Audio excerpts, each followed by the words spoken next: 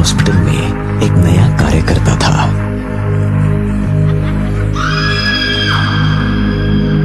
इसलिए रोगियों की खतरनाक मानसिक हालत को देखते हुए उसे कम हिंसक रोगियों के कमरे दिए गए थे।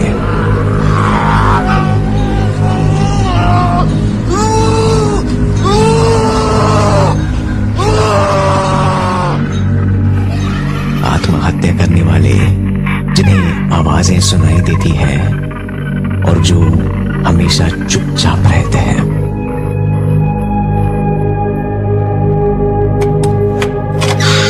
राहुल एक कबीर नाम के गूंगे रोगी से दोस्ती बनाता है। राहुल उसे अपने जीवन की कहानी घंटों सुनाता और कबीर सिर हिलाते बिना एक शब्द कहे बस सुनता रहता।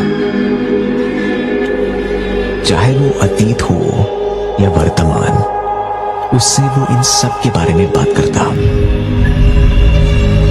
उसके जीवन से जुड़े हुए लोग हो या फिर भविष्य के लिए उसकी उम्मीदें। कबीर सिर्फ सिर हिलाता था।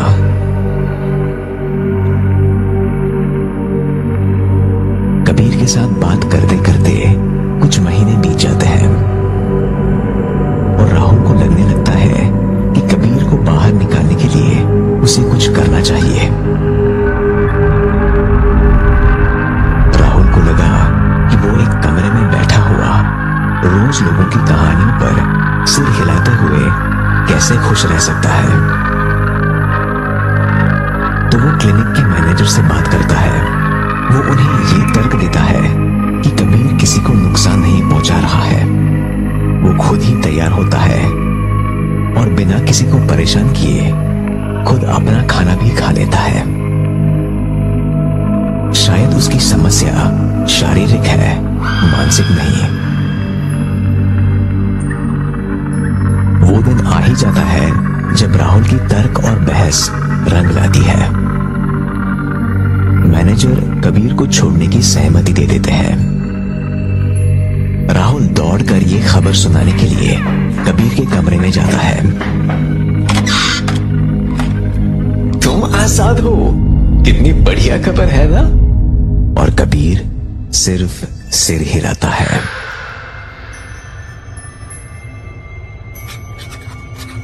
राहुल अपना नाम और पता एक कागज पर लिखकर उसे दे देता है। मुझे तुमसे बात ना कर पाने की कमी काफी खलेगी, लेकिन अब तुम मुझे लिख सकते हो। मैं तुम्हारे बारे में सब जानना चाहता हूँ, जैसे कि क्यों तुम्हें यहाँ लोग रखने के लिए इतनी जिद कर रहे थे। पता है मुझे डॉक्टर रघुवंशी से कितना लड़ना पड़ा तुम्हें यहाँ से निकलवाने के लिए। और कबीर राहुल को देखता है, कागज लेता है और बस सिर हिलाता है।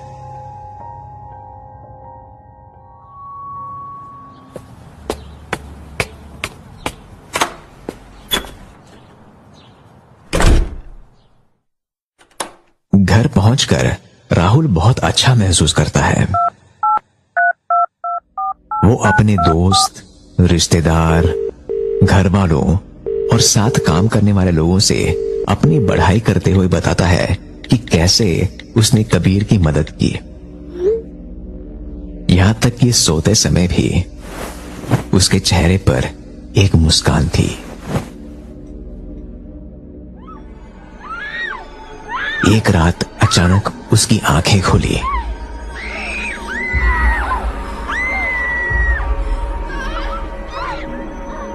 कुछ भयानक अनसुनी चीखें सुनकर वो जाग गया। फिर राहुल ने उन्हें देखा।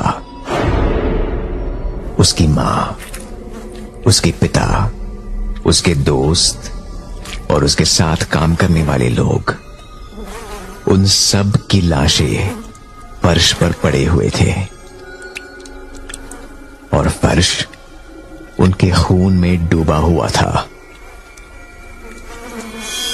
दीवारें खून से रंगी हुई थीं, उनके सिर पचके हुए थे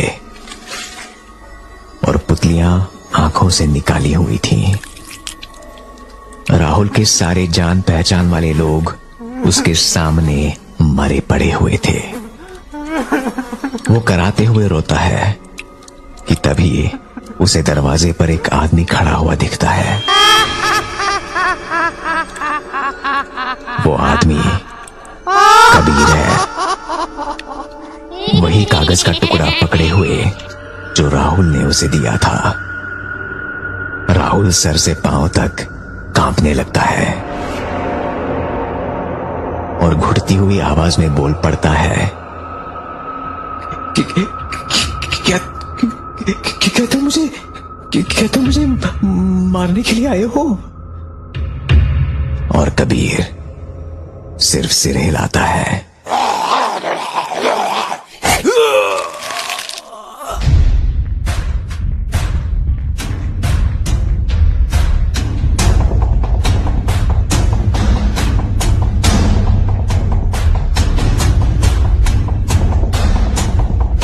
बन हंजू साडी अखियां चो बह गए, तू हुंदे हुंदे दूर हो गई, असी कल्ले रह गए। छड्ड चली मैनू कातों तेरा की होई सी खता, क्यों दिलों कटदा ओ किदा सरू हुण बिन तेरे दिन, कहंदी तारे गिन गिन वफा ना कर पाई बेवफा। ओए अद्धी रात होई ओदी यादां ने मैनू घेर लिया, हाय ओए अज फिर तेरे खत पढ़ के दर्दां नू छेड़ लिया।